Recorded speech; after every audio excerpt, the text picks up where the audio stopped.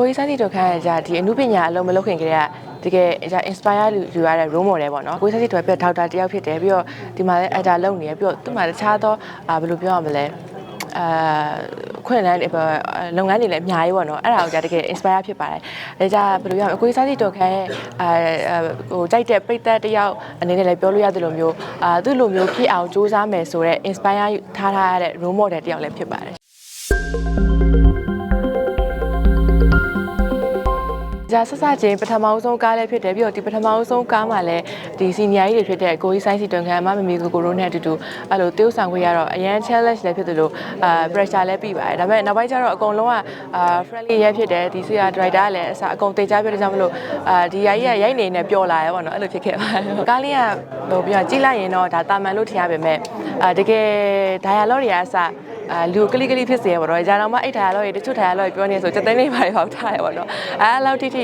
ိဇာကာလုံးတွေကထိရလို့ကြထင်ပါတယ်ပြီးတော့ဒီဇာကားလေးတွေကမှလည်း changes လေးတွေအများကြီးပါတော့ကြောင့်မလို့ဒီဇာကားလေးကထူးခြားတဲ့ကားလေးတကားဖြစ်မယ်လို့ကြားတော့ထင်ပါတယ်ရှင့်ဒီထင်တဲ့ကိစ္စတော့ဒါဒီဇာကားပိတ်သက်တွေရဲ့ထင်မြင်ယူဆချက်ပေါ်အများကြီးမူတယ်လို့ထင်ပါတယ်ဒီဇာကားကိုဥမာဒီကြောက်ကို van အနေနဲ့တွေးမယ်ဆိုလို့ရှိရင်တွေးလို့ရတယ်ဒါမှမဟုတ်လို့ရှိရင်တခြားဒီ van မဟုတ်ပဲ तू ကတခြားကောင်မလေးနေရာတွေးမယ်ဆိုလို့ရှိရင်လည်းတွေးလို့ရတယ်ပေါ့နော်ဒါပိတ်သက်တွေရဲ့ထင်မြင်ယူဆချက်ပေါ်ဒီဇာကားလေးကပြောင်းလဲနိုင်ပါတယ်ရှင့်မမီကတကယ်tiêuစားကောင်းတယ်လေအဲ့တော့တစ်ချက်ကြည့်ရလို့ရှိရင်ဘယ်လိုပြောရမလဲဒီရင်ဘတ်ထဲထိရောက်သွားတယ်ပေါ့နော်အဲ့တော့ဘယ်လိုပြောရမလဲစက်သိန်းလေးပါရောသူပြောနေလဲစက်သိန်းပါတော့ထားတဲ့အချိန်တွေတော့ရှိပါတယ်ဒီကားထဲမှာတင်ကြပြ most ပေါ့နော်အဲ့မှာ तू ကခက်ဆိုးဆိုးခက်တက်ကိုလုံးချင်ရလောက်တယ်ကိုတည်တာအမှန်အရန် confidence ရှိရဲ့ခဲလေးပေါ့နော်အဲ့အကြောင်းမလို့ကိုစားစီနဲ့ဆိုလို့ရှိရင်လည်းဘယ်လိုပြောရမလဲလိမ်မာတဲ့အခန်းတွေပါတယ်လို့စိုးသွမ်းတဲ့အခန်းတွေလည်းပါမမီကိုနဲ့ဆိုလို့ရှိရင်လည်းမမီကိုနဲ့ကြောက်တယ်နဲ့ romantic ဆန်တယ်ပြီးတော့လိမ်မာတယ်ပေါ့နော်ရှစ်တမျိုးကိုရတမျိုးတက်ကောင်းပါလေပေါ့အိမ်မှာဆိုလို့ရှိရင်ဖေဖေကအဲ့လို stress ပြီးလို့ရှိရင် secret တောက်တတ်တဲ့ဟာရှိရတယ်အဲ့ဒ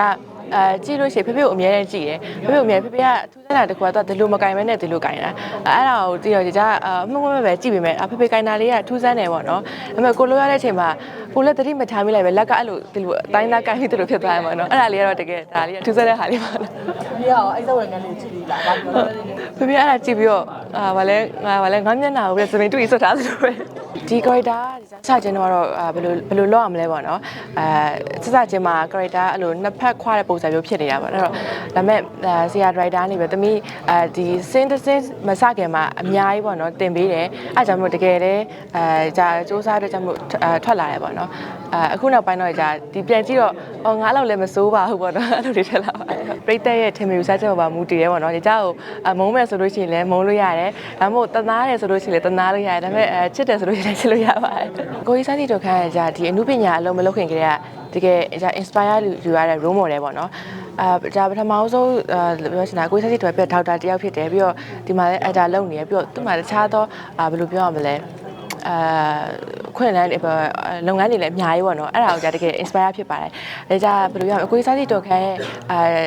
းဟိုကြိုက်တဲ့ပိတ်သက်တယောက်အနေနဲ့လည်းပြောလို့ရတယ်လို့မျိုးသူ့လိုမျိုးဖြစ်အောင်စူးစမ်းမယ်ဆိုတော့ inspire ထားရတဲ့ role model တယောက်လည်းဖြစ်ပါတယ်စင်းမော်တကယ်ရတော့ကိုကြီးစားစီတော်ခန်းတကယ်ဖော်ရည်တယ်ပေါ့နော်ဘယ်လိုပြောရမလဲဆွဲလဲဆွဲခေါ်ပြီးတယ်ပြီးတော့ကိုရဲ့ model role model ထားတဲ့သူတယောက်နဲ့တရုပ်ဆောင်ရတာဆိုတော့တကယ်လဲဒီက